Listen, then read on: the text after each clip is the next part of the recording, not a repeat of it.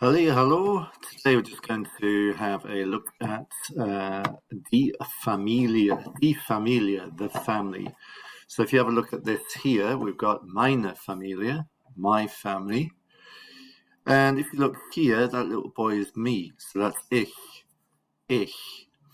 And there's mein Bruder, my brother, meine Schwester, my sister.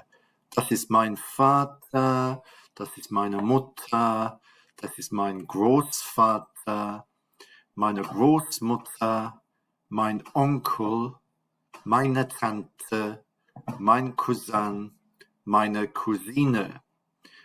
I'm going to say them again slowly. You repeat after me. Das bin ich. Das ist mein Bruder. Das ist meine Schwester. Das ist meine Mutter. Das ist mein Vater. Das ist mein Großvater.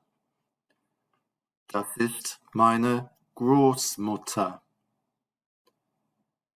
Mein Onkel. Meine Tante.